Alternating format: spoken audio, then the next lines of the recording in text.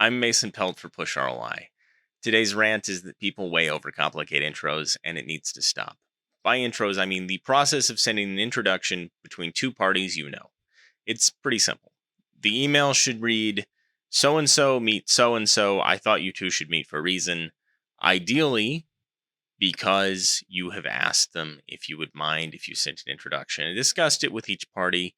It can be a text message that just says, would you mind if I shoot an intro? If you know both parties really well, maybe that's unnecessary. In general, I think it's a nice pleasantry.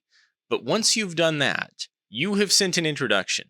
You do not need to do more. You do not need to worry about being blamed for something else.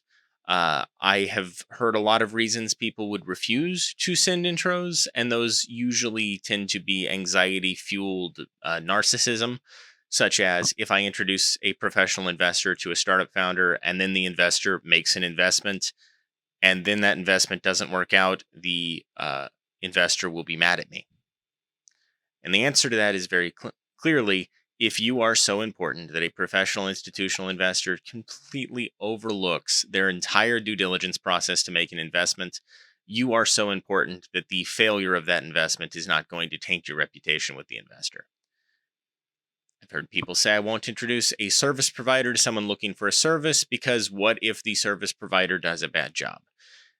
In the example that I wrote down in a blog post as I was kind of making notes for this, it was a wedding photographer. And that's a real thing. I've had someone say, oh, I refuse to introduce my friends who are looking for wedding photographers to my friends who are wedding photographers because what if insert bad thing happens? My friend doesn't hire my other friend, or my friend does hire my other friend and it goes badly and then they blame me.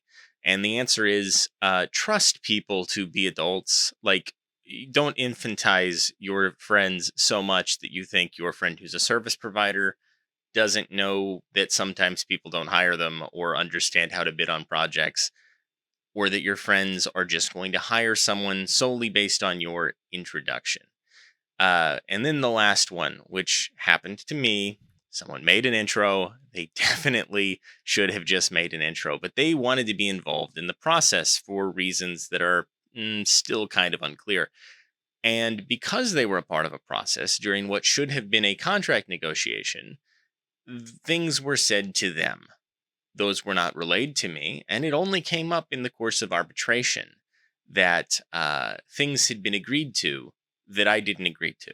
They weren't in our contract, and while I was legally in the right, morally, I felt a little bad because someone thought they had been negotiating in good faith. They thought they had gotten clarifications on certain things.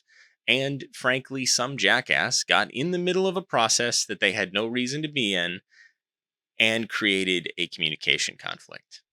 You are more likely to cause problems by trying to stay in the middle of something or broker a deal or play a game of telephone than you are to just send an introduction.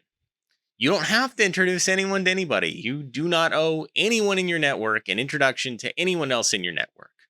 But don't make the reason you won't just simply send an intro that you are afraid of blowback on yourself. That's not really how things work. Hope this helps.